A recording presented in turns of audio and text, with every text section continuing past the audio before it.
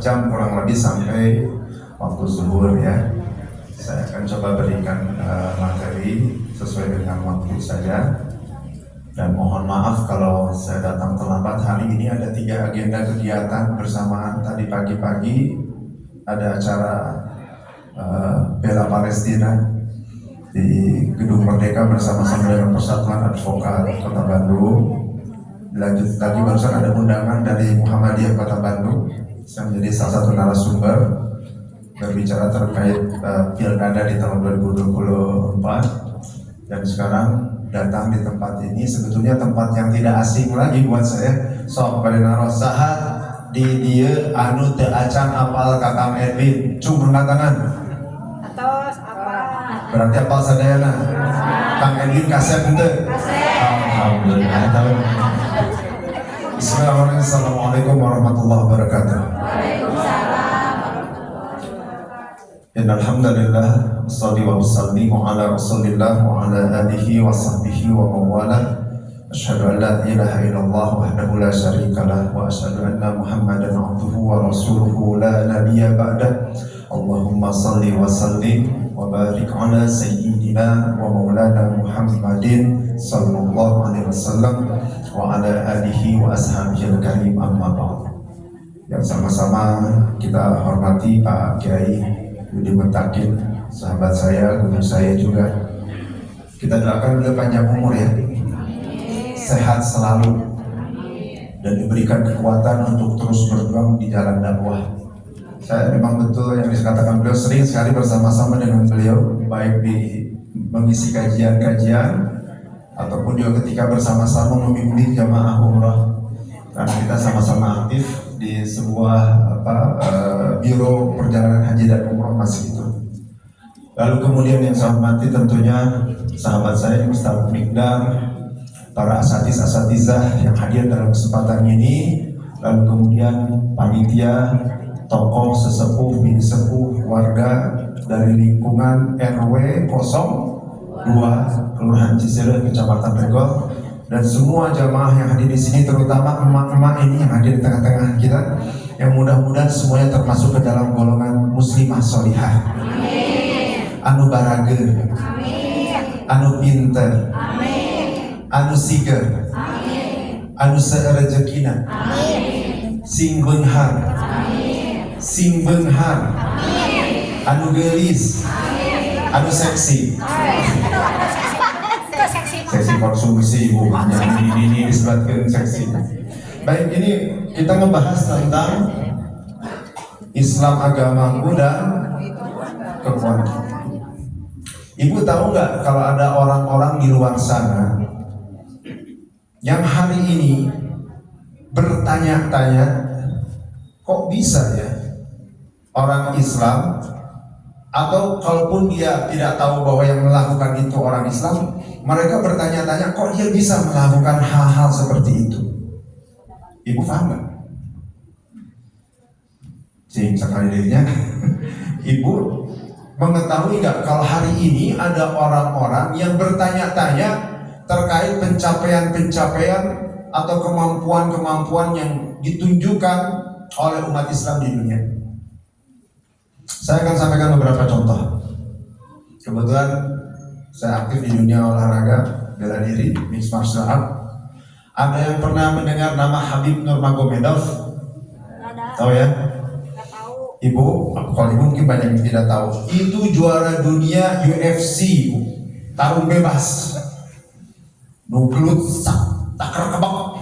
Apa itu takar kebok? Bebeakan. Juaranya dia. Setelah beliau tidak lanjut, kemudian legasinya itu dilanjutkan lagi. Ada penerusnya namanya Islam Makhachev, sama-sama orang Dagestan. Sekarang jadi juara dunia juga. Terus tidak cukup sampai di situ, Habib punya saudara sepupu namanya Usman Nurmagomedov, juara dunia juga. Cuman di promotor yang berbeda. Kalau Habib dan Islam di UFC, ini di Bellator, sama juara dunia juga. Sekarang sepupunya yang lain, Umar Nurmagomedov juga akan maju nih tampil beberapa minggu ke depan. dan menjadi kandidat salah satu juara dunia. Ini membuat gempar di dunia olahraga mixed martial art. Kunaon cik? Itu naon rahasiana ya. Ada orang-orang yang tinggal di sebuah negara terpencil. Dagestan itu ibu kalau lihat di peta dunia ya, itu sebuah wilayah negara bagian Rusia, tidak terlalu luas dan wilayah itu banyak pegunungan. Jadi orang gunung gitu. Orang gunung, fasilitas terbatas, tapi kok bisa menghasilkan atlet-atlet juara dunia. Tidak hanya di dunia MMA saja sebetulnya, ada juara-juara gulat juga. Sambo misalnya, atau juara gulat freestyle misalnya, juara-juara olimpiade dihasilkan Pak dari tempat. Mereka bilang gini, kalau masalah latihan keras kita semua juga latihan keras. Bapak Ibu bisa bayangkan atlet-atlet dunia dari Amerika Serikat latihannya seperti apa? Dari Brasil seperti apa? Dari Cina seperti apa? Semuanya juga latihan keras. Tapi tidak ada yang ujuk-ujuk jadi juara dunia semua. Kehartos dari Ibu. Ini rahasianya apa? Sampai-sampai mereka ada yang menuduh, wah jangan-jangan ini pakai doping. Habib Nurmagomedov pakai doping, Islam Makhachev pakai doping, orang-orang Dagestan ini pasti pakai doping semua. Karena nggak mungkin katanya dari satu tempat yang terpencil bisa menghasilkan juara-juara bela diri levelnya level dunia. Coba yang tahu siapa Islam Makhachev dan Habib Nurmagomedov, ada yang bisa jawab? Kenapa? Ada hadiahnya dari Kang Edwin. Hadiahnya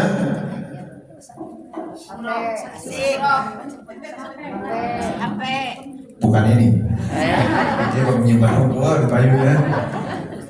Oh, hadiahnya umroh berbentuk brosur. Sal nih. Oh, siapa yang mau? Ada yang bisa jawab kan? Atau ada hadiah yang lain lah, sok. Nanti mau buku, mau apa? Pokoknya sifatnya positif ya. Ada yang bisa jawab kan? Hah? Oke, kita simpan dulu ya jawabannya. Cerita yang kedua, orang juga bertanya-tanya, kebenaran ada saudara-saudara kita yang tinggal di satu wilayah yang sedang porak-poranda itu, hancur-hancuran karena dilanda perang. Di mana kira-kira? Palestina. Itu susah, setengah mati. Tidak sedang perang pun sudah susah. Yang di Gaza itu sedang susah. Wilayah Gaza itu paling sepertiga kota Bandung, diisi sekitar 1,5 juta sampai 2 juta orang. Mereka terisolir. Ya, ada tank dibangun oleh Zionis Israel. Mereka susah mencari makanan, susah mencari pekerjaan, minuman, bekal-bekal dan sebagainya, obat-obatan juga susah. Apalagi sejak tanggal 7 Oktober 2023 sampai hari ini perang belum selesai. Dan biadabnya Zionis Israel laknatullah, mereka bukan hanya menyerang tentara. Yang dijadikan sasaran itu justru orang-orang sipil, terutama wanita dan anak-anak. Karena mereka punya prinsip, kalau anak-anaknya dihabiskan, Palestina nggak punya lagi manusia-manusia potensial untuk melawan mereka. Ini jelas kejahatan perang. Dan harusnya memang ICC ya, ICC itu International Criminal Court, mahkamah pidana yang internasional, itu harusnya sudah menjatuhkan hukuman itu ke Netanyahu. Menjatuhkan hukuman ke Israel. Kenapa? Karena mereka melakukan kejahatan perang, kejahatan kemanusiaan, kejahatan genosida, kejahatan agresi. Cuman ya, mana sudah masih dikuasai oleh Mama Rika dan sekutunya kan? Jadi sulit ya, untuk menegakkan keadilannya. Susah, sesusah-susahnya. Tapi hebatnya mereka bisa tetap bertahan walaupun susah sampai hari ini. Ada satu kisah seorang ibu di malam hari anak-anaknya kelaparan, anak-anaknya masih balita, ada 4-5 orang. Karena nggak ada makanan, oleh ibu itu dicoba untuk ditidurkan.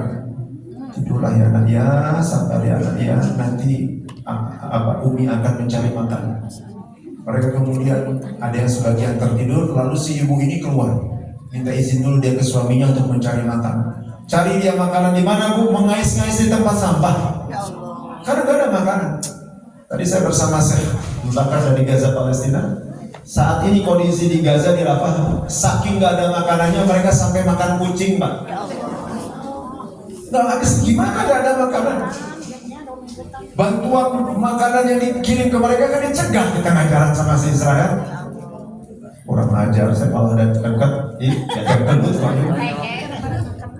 Akhirnya si ibu ini berjalan keluar, mencari-cari ke tempat sampah, minta-minta ke tetangga, lalu kemudian akhirnya datang ke rumah sakit yang ada di sana, minta sedikit makanan, dapat, senang dia. Alhamdulillah, cepat bergegas pulang. Begitu sampai ke rumahnya, ternyata rumahnya sudah tidak ada, rata dengan tanah, hanya tinggal runtuhan puing-puing akibat di malam hari dibom oleh Zionis Islam. Suaminya meninggal, anak-anaknya meninggal, habis tumpas semuanya dalam satu malam. Bayangkan oleh Bapak Ibu semua. Tapi yang hebat ketika dia di video ya, oleh orang-orang yang di sekitar sana, apa yang disampaikan ibu? Apa yang disampaikan? Apakah dia memukul-mukul kepala? Tidak. Apakah dia menyobek-nyobek baju? Tidak. Apakah dia longseran di tanah? Tidak. Apakah dia kemudian mencaci maki? Tidak. Apa yang terjadi? Dia berteriak menengadahkan tangan. Ya Allah, ambillah semua yang aku miliki ya Allah sampai Engkau ridho, karena aku pun ridho kepadamu ya Allah.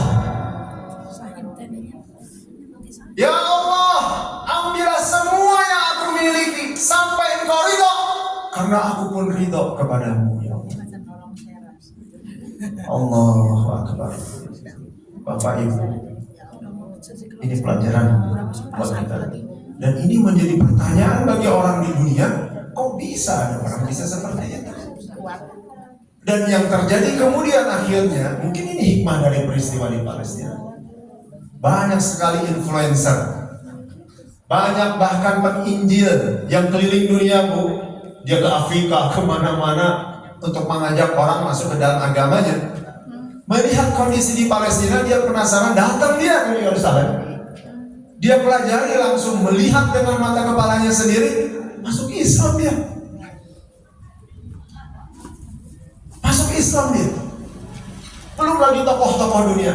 Kalau nggak percaya, buka YouTube ya. Berapa banyak orang yang masuk Islam karena mereka melihat keteguhan yang dimiliki oleh masyarakat Palestina, khususnya yang ada di Gaza dan di Rafah. Kenapa bisa begini? Kok bisa begini? Dan ini ternyata sudah terjadi, ditunjukkan bukan hanya di masa sekarang, bahkan juga di masa lalu, di zaman ketika Rasulullah SAW dan para sahabat itu. Ibu pernah mendengar nggak kisah tentang saya sebutkan salah satunya di antara para sahabat yang namanya Ammar bin Yasir? Pernah mendengar nama ini nggak? Ammar bin Yasir? Ya, pernah. Ada yang nggak tahu? Yang nggak tahu angkat tangan. Yang tahu angkat tangan. Kalau Sule tahu? Tahu. Raffi Ahmad? Nikita Mirzani? Iya. Ammar bin Yasir ini berasal dari keluarga budak.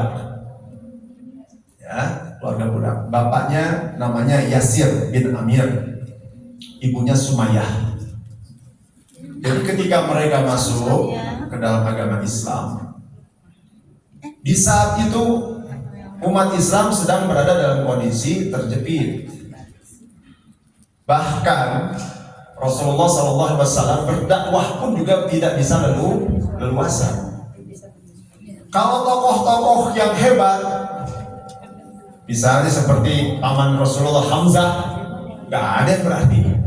Karena dia kuat, makanya umat Islam harus kuat. Gak ada yang berani colek-colek Pak. Atau ketika Sayyidina Umar bin Khattab radhiyallahu anhu masuk agama Islam, Gak ada yang berani colek-colek. Kuat. Ayo anak muda di sini mana harus kuat, ya, untuk membela agama. Tapi kalau ke orang-orang yang miskin, orang-orang lemah, ini jadi bahan aji mumpung. Kaum kafir Quraisy membalasnya kepada orang-orang seperti itu, termasuk kepada keluarga Ammar bin Yasir. Karena mereka ini budak dan ketahuan mereka ini beragama Islam, masuk ke dalam agama yang dibawa oleh baginda Nabi Muhammad sallallahu alaihi wasallam, jadi sasaran, Bu, disiksa, dan disiksanya itu luar biasa. Hampir tiap hari mereka disiksa. Dibawa ke tengah-tengah gurun pasir. Gurun pasir kalau lagi musim panas berapa tuh panasnya? Gak kebayang kan? Ibu naruh endok di atas gurun. Nah, Ustadz Bidar sering sekali membawa jemaah ke sana, ya. Si Ustadz, itu kalau telur kita taruh di atas mateng itu. Kebayang gak kalau ada orang ditelanjangin terus ditaruh di atas pasir, diikat di tengah siang yang kebayang gak? Itu yang dilakukan kepada keluarga Ammar bin Yasir dan kepada keluarga-keluarga yang lain, supaya mereka keluar dari agamanya. Ada yang gak tahannya keluar karena terpaksa, tapi ada yang bertahan. Dan di antara yang bertahan itu bapaknya Ammar bin Yasir. Ammar bin Yasir ini salah satu sahabat yang dijamin surga oleh baginda Nabi Muhammad sallallahu alaihi wasallam. Bu, bapaknya ini tetap kekeh. Kamu keluar dari agama Islam, kamu keluar dari umatnya Muhammad. Enggak. Digebukin, diperlakukan seperti apa, tetap tidak mau. Sampai puncaknya Yasir bin Amir, bapaknya Ammar bin Yasir itu, dihukumnya bagaimana, Bu? Ditaruh di lantai, ini dari salah satu riwayat yang saya baca. Tangannya diikat, kakinya diikat, ditarik sama kuda. Terus kudanya dipecut, dicambuk, berlarian ke arah yang berlawanan. Ibu bisa bayangkan apa yang terjadi? Putus tubuh dari ayahanda Ammar bin Yasir, dan itu disaksikan oleh mata kepalanya sendiri. Nggak cukup di situ, ibunya yang bernama Sumayyah yang terus mempertahankan akidah tauhidnya, disiksa dengan sedemikian rupa, tidak mau luntur sedikit pun untuk berkata la ilaha illallah Muhammadur Rasulullah. Sampai akhirnya karena saking jengkel, ini Abu Jahal yang punya kelakuan, diambil tombak, lalu tombaknya ibu ditusukkan, mohon maaf, dari mulai pantat sampai tembus ke rongga-rongga mulut dari Sumayyah, sehingga Sumayyah gugur menjadi seorang syuhada, wanita muslimah pertama yang mati syahid di jalan Allah dari kalangan umat Islam ketika itu adalah Sumayyah, ibunda dari Ammar bin Yasir radhiyallahu anhu. Ini jadi pertanyaan, kok bisa begitu? Ayo, ada yang bisa jawab nggak? Kalau masalah kuat, Pak, banyak bangsa yang kuat. Sparta kuat, Romawi kuat, Persia kuat, Mongol kuat, tapi berbeda dengan kekuatan yang dimiliki oleh umat Islam. Apa coba kekuatannya?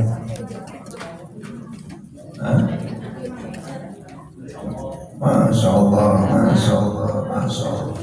Ya, tentu yang membuat mereka bisa bertahan seperti itu adalah kekuatan iman mereka, ya. Kekuatan akidah tauhid mereka, bersungguh-sungguh bertauhid kepada Allah. Dengan kekuatan iman dan tauhid ini, mereka bisa menjelma menjadi orang-orang yang luar biasa. Inilah yang ditunjukkan oleh Habib Nurmagomedov dan Klan Dagestan. Inilah yang ditunjukkan oleh saudara-saudara kita di Palestina. Inilah yang ditunjukkan kekuatan oleh keluarga Ammar bin Yasir radhiyallahu an. Ayat-ayat Al-Quran itu bukan hanya sekadar di mulut, tapi merasuk ke dalam rongga-rongga jiwa dan kalbu. Kalau kita di sini kadang-kadang hanya sekedar baca, Pak, termasuk juga saya. Tapi kalau mereka, apa yang mereka bacakan itu langsung dipraktekkan. Termasuk juga ibu-ibu yang tadi saya ceritakan. Di dalam kesempatan yang sama, beliau membacakan satu ayat. Saya tidak akan lupa, bagian surah Al-Hujurat ayat ke-15. Kita baca bersama-sama. A'udzubillahi minasyaitonirrajim. Bismillahirrahmanirrahim. Innamal mu'minuna alladzina amanu billahi wa rasulih summa lam yartabu wa jahadu bi amwalihim wa anfusihim fi sabilillah ulaika humus shadiqun. Sesungguhnya orang-orang mukmin yang sebenar-benarnya. Ibu, bapak ingin jadi orang-orang yang sebenarnya enggak? Pengen? Pengen? Mukmin yang sebenar-benarnya mukmin ibu? Pengen? Salah satu syaratnya ada dalam surat Al-Hujurat ayat 15 ini ya. Disampaikan di sana, sesungguhnya orang-orang mukmin yang sebenar-benarnya mukmin, yang benar-benar beriman kepada Allah, adalah yang beriman kepada Allah dan Rasul-Nya. Dan mereka tidak ragu-ragu, dan mereka berjihad baik dengan harta maupun dengan jiwanya di jalan Allah, dan mereka itulah orang-orang yang benar. Jadi kekuatan ini Pak yang dimiliki oleh umat Islam, kekuatan iman, kekuatan tauhid, dan semangat untuk berjihad. Kalau orang sudah memiliki semangat ini, ya, nggak ada istilah rugi buat dia. Karena kalau hidup dipenuhi dengan kemuliaan, kalau mati pun sahid. Apa yang akan diberikan kepadanya? Surga. Orang-orang seperti Sparta, orang-orang seperti Persia, Romawi, nggak ada Pak punya semangat seperti ini. Nanti kita dalam kesempatan yang lain kita bahas ya, Beb. Di Jepang itu ada namanya satu prinsip yang disebut dengan Bushido. Bushido itu nilai-nilai ksatria yang dimiliki oleh para samurai. Ya, Ibu pernah ke Jepang? Belum ya? Terus Kapasan Baru kan tos? Ada Kapasan Baru namanya. Orang-orang samurai Jepang itu punya nilai Bushido. Apa di dalamnya? Nilai-nilai kejujuran, kesederhanaan, pengendalian diri, lalu kemudian pengendalian dalam seni bela diri, loyalitas. Bagus gak ini? Kehormatan dalam hidup, bagus gak? Bagus. Cuman loyalitasnya ditujukan kepada siapa? Kepada tuan-tuan mereka. Para samurai siap mati untuk para daimyo. Daimyo siap mati untuk para shogun. Berbeda dengan kita juga punya nilai-nilai kesatriaan. Tapi loyalitas kita yang terbesar ditujukan kepada siapa? Allah Rabbul Alamin. Nah ini Bapak dan Ibu yang harus dimiliki kalau ingin benar-benar nih Islam menjadi sumber kekuatan, harus memahami sampai ke titik ini.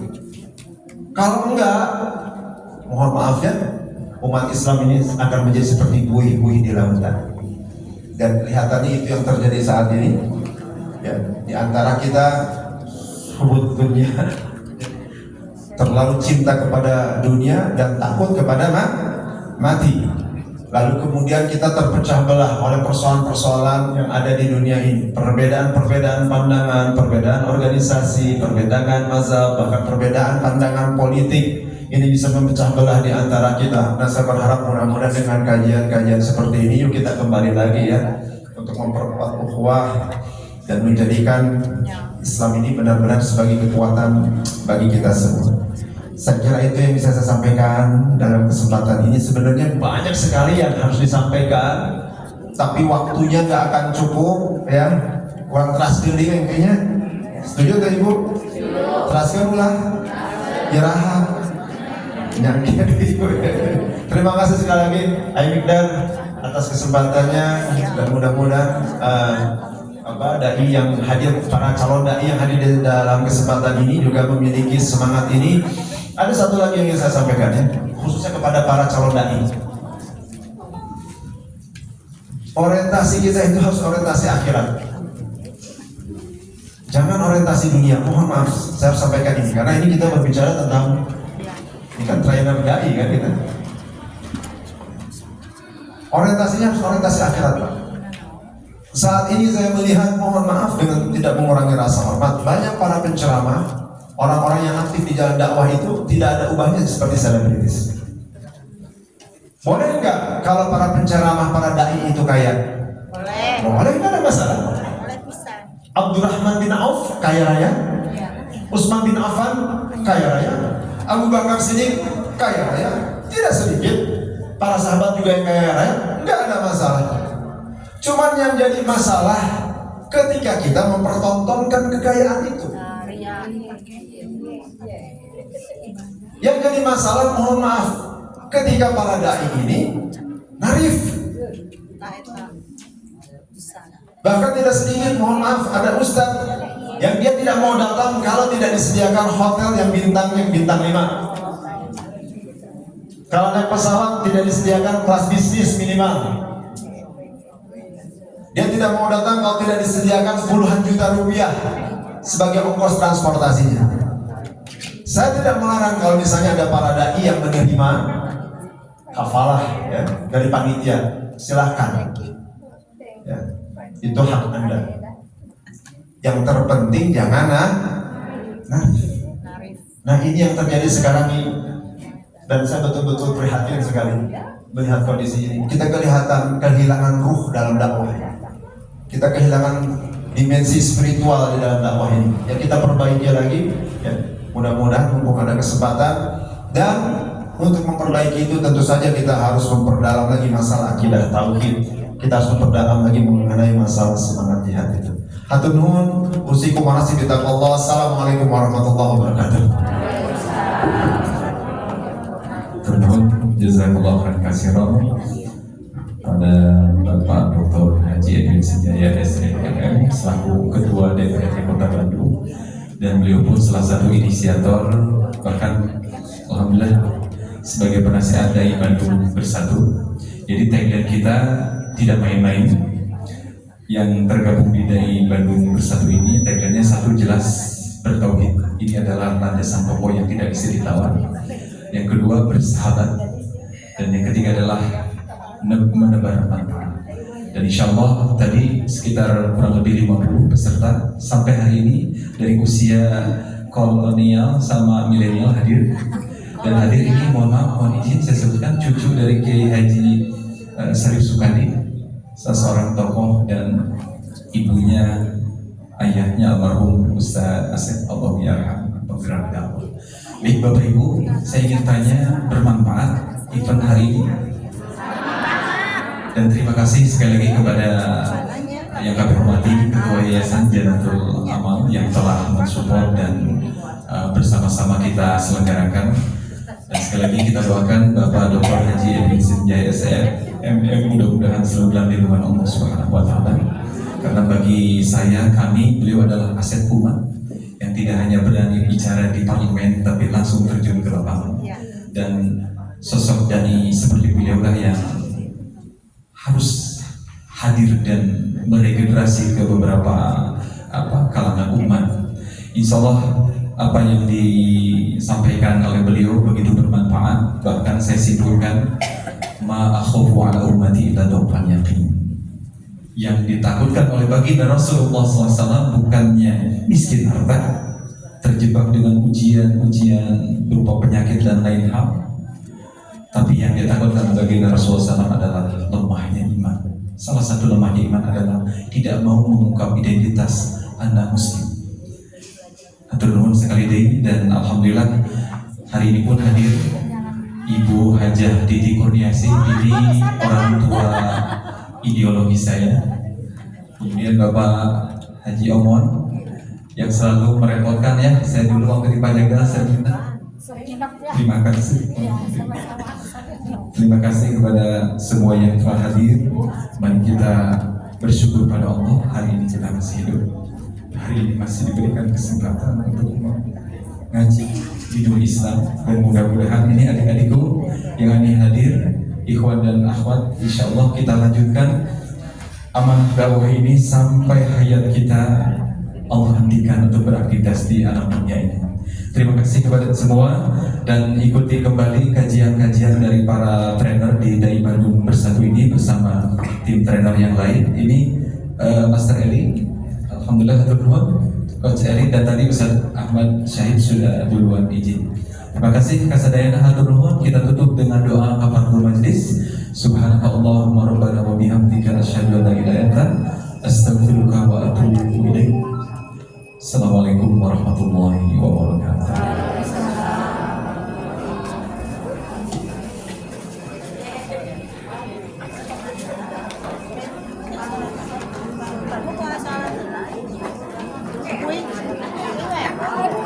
Ini syarat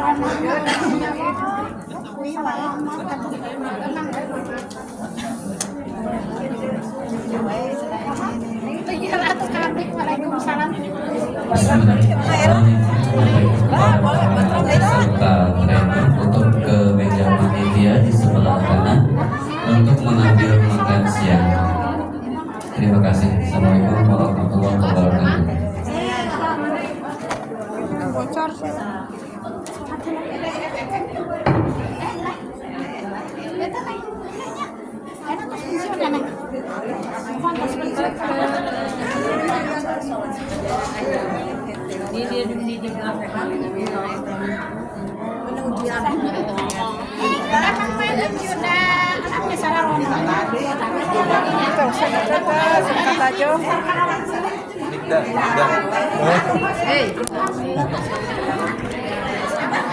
Pak Haji Aman, nuhun kasadena nuhun.